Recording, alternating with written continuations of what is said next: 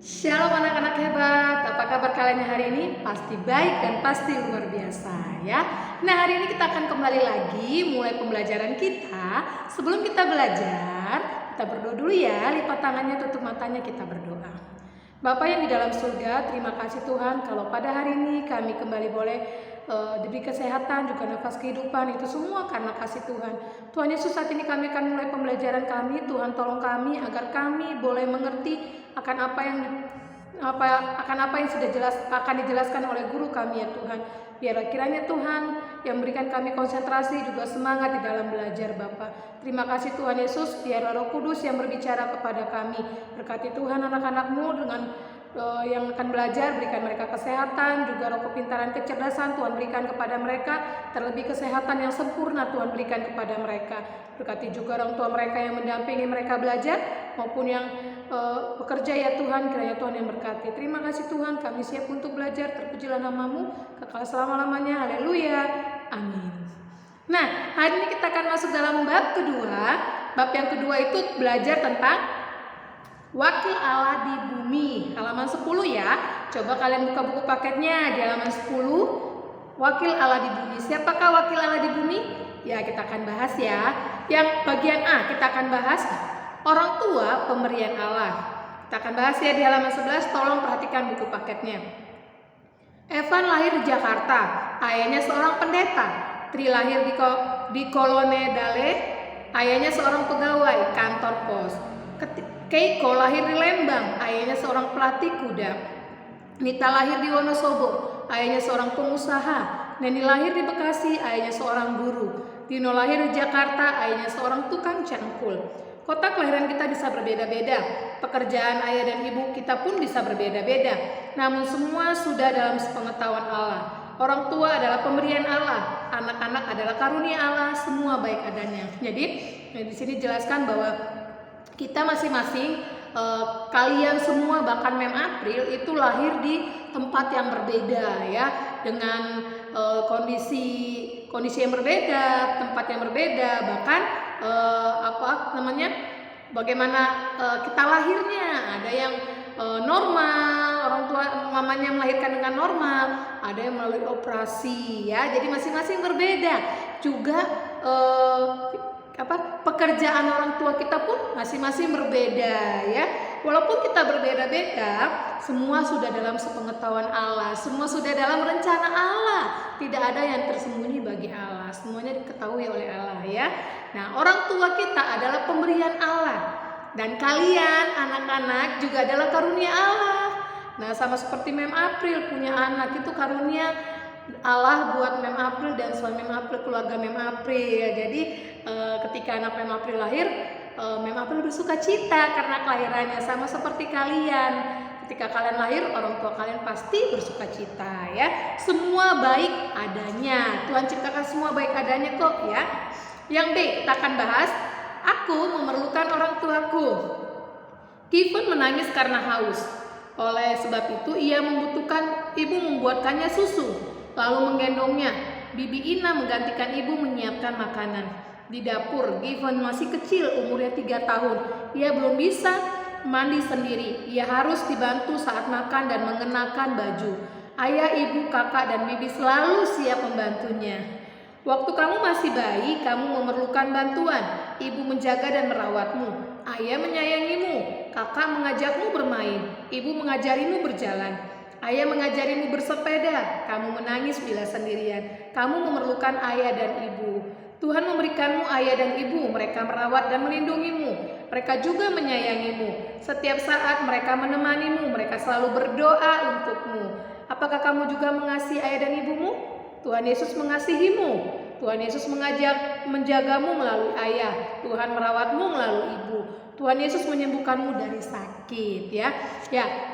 Sini kita diajarkan ketika kita masih kecil, kita belum banyak bisa berbuat apa-apa ya. Kita butuh bantuan orang lain, khususnya keluarga kita ya, orang-orang yang dekat dengan kita, seperti belajar berjalan, mengajari kita hal yang kecil dari rumah. itu kita dapatkan di tengah-tengah keluarga kita ya. Seperti contohnya Given ini masih umur 3 tahun, dia harus banyak dibantu oleh orang tuanya atau keluarganya, kakaknya, ibunya ya. Nah, Tuhan memberikan kita ya dan ibu ya, mungkin di antara anak-anak yang tinggal di panti asuhan, yang hidup bersama dengan kakak-kakak pantinya, teman-teman panti. Kita harus selalu bersuka cita ya dimanapun kita berada. Nah, ada juga mungkin yang orang tuanya tidak tinggal serumah dengan kita. Tidak apa-apa, semuanya itu adalah karunia dari Tuhan. Semua itu sudah dalam sepengetahuan Tuhan.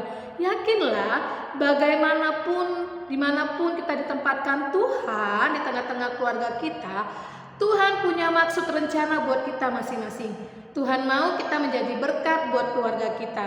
Jadi jangan berkecil hati ya anak-anak. Jika ada yang tinggal di panti asuhan bersama dengan kakak-kakak, kita juga bisa bersuka cita ya. Dan juga mungkin ada orang tuanya yang tidak tinggal bersama dengan kita. Kita juga harus bersuka cita dengan anggota keluarga yang lain ya. Jadi tetap semangat dimanapun kita berada dan jadilah berkat buat keluarga kita. Oke?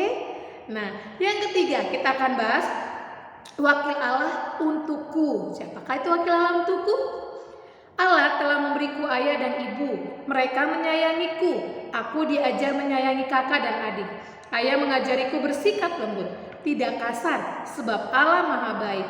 Ibu mengajariku mengampuni orang lain, sebab Allah Maha Kasih. Allah mengampuni setiap orang. Allah tidak mendendam. Aku belajar semua itu dari ayah dan ibu. Allah menjagaku melalui ayah. Ayah selalu melindungiku. Allah merawatku melalui ibu. Ibu selalu merawat dan memeliharaku. Ayah dan ibu adalah wakil Allah di bumi. Allah memberikan mereka kepadaku untuk menolong dan membesarkan aku.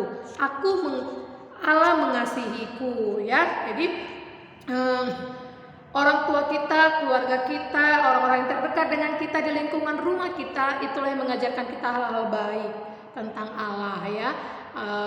Allah itu Maha Baik, Maha Kasih, Maha Mengampuni, apalagi Maha Memberi ya. Allah tuh sumber dari segalanya. Keluarga kita yang mengajarkan kita terlebih dahulu ya. Hal-hal yang baik pasti diajarkan keluarga kita buat kita, supaya kita apa?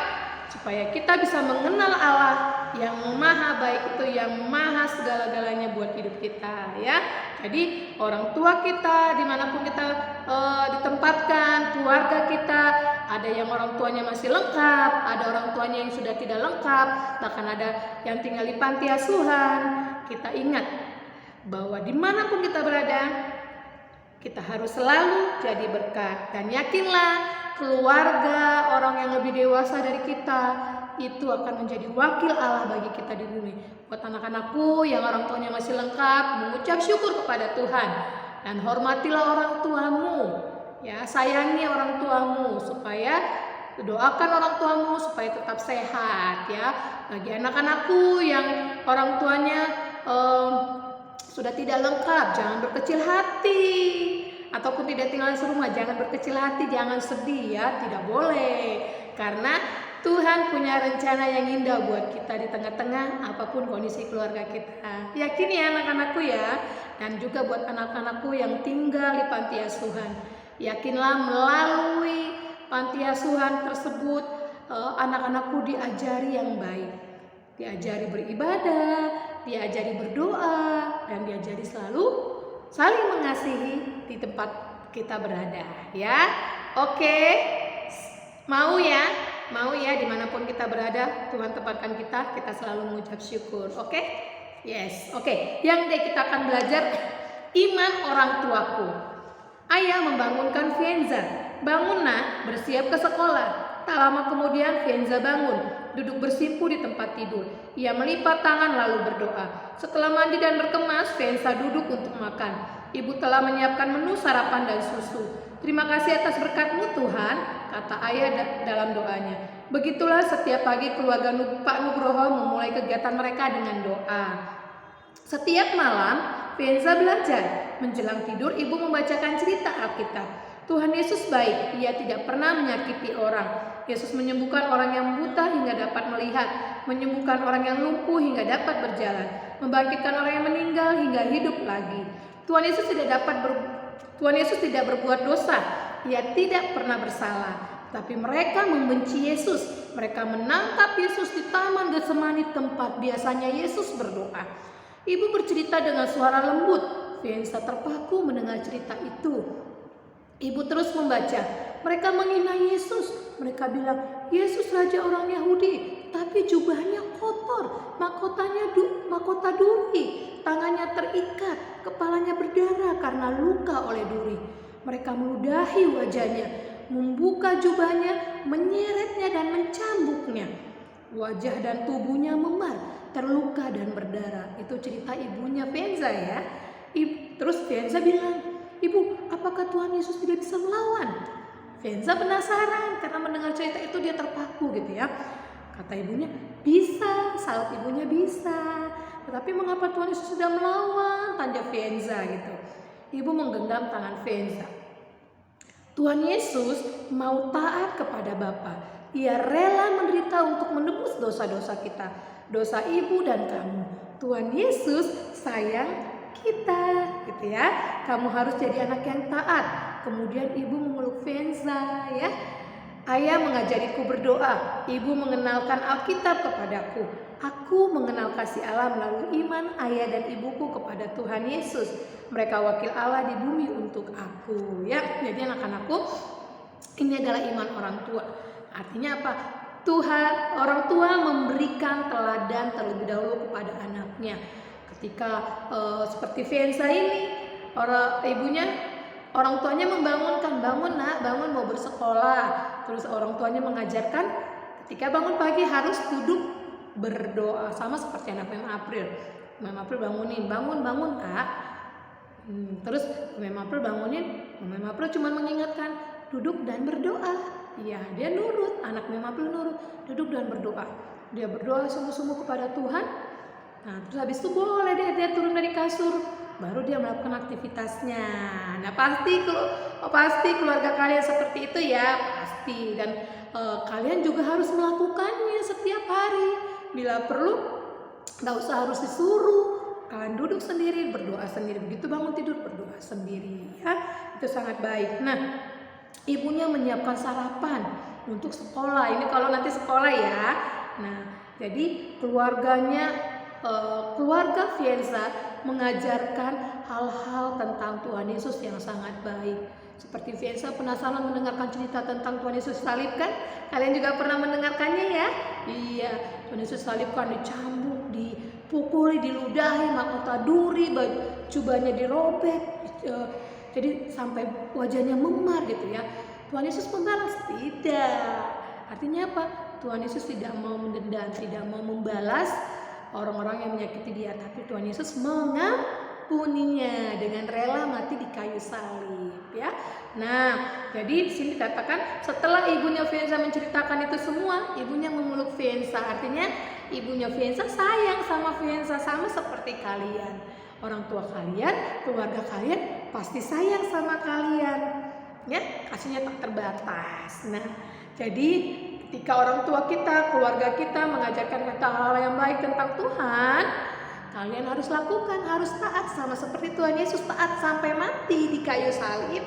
Kita pun harus taat kepada Tuhan, taat kepada orang tua. Karena orang tua kita, keluarga kita adalah wakil Tuhan di bumi ini. Kita nggak bisa melihat Tuhan Yesus secara langsung. Semua kayak zaman dulu gitu ya. Tuhan Yesus ada di dunia, ketika dia mengajar, menasihati, kita bisa melihat Tuhan Yesus. Tapi saat ini kita tidak bisa melihat secara langsung Tuhan Yesus, tapi kita bisa melihat melalui orang tua kita, keluarga kita. Jadi buat anak-anakku yang orang tuanya masih lengkap, sayangilah, hormatilah, dengar-dengaran, taat kepada orang tuamu. Jika orang tuanya anak-anakku yang sudah tidak lengkap karena suatu hal, nah kalian jangan putus asa, jangan sedih, tapi kalian juga berdoa buat orang tua kalian yang masih ada, yang masih bersama dengan kalian, yang kiranya orang tua kalian tetap sehat, diberkati oleh Tuhan dan patut taat kepada mereka. Nah, jika anak-anakku yang ada di panti Jangan bersedih, kalian juga harus taat. Dengerin kata kakak-kakak pantinya yang baik. Saya disuruh, ayo belajar, ayo Arjun belajar, ayo Iskia belajar. Kalian dengar, kerjakan PR-nya. Iya kak, gitu baik. Mengucapkannya, membalas ucapan kakaknya juga harus sopan, tidak boleh sembarangan, ya. Oke, tidak boleh mengeluarkan kata-kata yang tidak baik. Harus mengeluarkan kata-kata yang baik. Iya kak, iya ma, iya pak, harus dengan kata-kata yang sopan. Oke, kalian adalah anak-anak hebat, anak-anak yang dikasihi oleh Tuhan Yesus. Makanya kita pun harus mengasihi Tuhan Yesus, mengasihi keluarga kita, mengasihi orang tua kita dan saudara-saudara kita. Oke, diberkati dengan pelajaran hari ini. Wah, puji Tuhan ya, memang perlu juga diajarkan untuk taat ya. Terima kasih hari ini untuk pembelajaran kita. Nah, yang menjadi tugas kalian, lihat buku paketnya yang menjadi PS di halaman 12. Halaman 12 boleh dilihat itu, tarik garis, kerjakan di buku paket. Terus mewarnai yang halaman 13 itu gambar dua itu, ibu dan anaknya lagi belajar sama mengajari memasak, itu kalian warnai. Nah, terus itu jadi PS-nya, kerjakan di buku paket saja. Yang menjadi PR-nya itu di halaman 14, mewarnai yang sedang memeluk itu ya. Itu PR-nya. Sama halaman 18, tuliskan doa untuk orang tuamu, keluargamu ya. Keluargamu ya. Boleh orang tua, boleh pokoknya yang ada di keluarga kita, orang-orang terdekat dengan kita ya. Terus, nah di sini ada tempelkan foto ayah dan ibumu dalam bingkai ini. Kalian bagi seperti anak-anak yang tinggal di panti atau orang tuanya yang sudah ada yang tidak bersama dengan keluarga kalian, boleh tempelkan bersama dengan anggota keluarga yang lain, sama mama, sama apa, sama kakak boleh. Atau misalnya ke anak-anak yang tinggal di panti, boleh foto sama kakak pantinya, boleh ya. Kalau misalnya fotonya belum dicetak, boleh kirim ke Mem April lewat GCR. Jadi ini Mem fotonya gitu ya. Nanti saya bikin satu filenya ya, melalui GCR juga. Oke. Nah, biarlah semuanya kirimkan ke GCR ya nak. Nah, biarlah melalui pembelajaran hari ini kita belajar bahwa orang tua keluarga kita adalah wakil Allah di bumi yang harus kita hormati, yang harus kita sayangi, yang harus kita taati. Karena ketika kita menghormati orang tua ataupun keluarga kita menghormati Tuhan yang hidup, Tuhan yang maha tahu, Tuhan yang mengasihi kita juga. Oke? Nah, biarlah kiranya kalian tetap semangat walaupun masih belajar dari rumah, jangan kecil hati, tetap semangat dan tetap sehat, jaga kesehatan ya. Oke, karena itu nomor 1, kesehatan sekarang nomor 1 ya.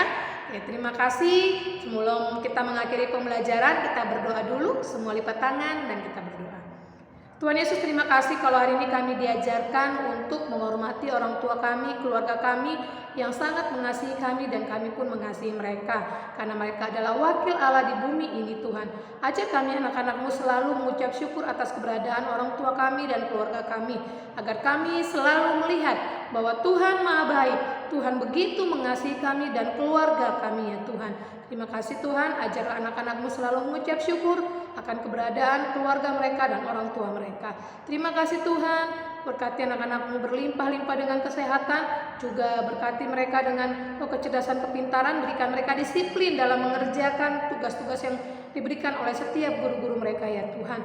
Dan juga berkati orang tua yang mendampingi mereka belajar, dan juga berkati orang tua yang bekerja Tuhan, berkat Tuhan melimpah terhadap keluarga-keluarga mereka ya Tuhan. Terima kasih Tuhan Yesus, ini doa kami serahkan ke dalam tangan-Mu. Di dalam nama Tuhan Yesus kami sudah mengucap syukur dan berdoa, haleluya, amin. Tetap semangat, jangan lupa berdoa dan juga Tuhan Yesus memberkati kalian semua anak-anak hebat, bye-bye.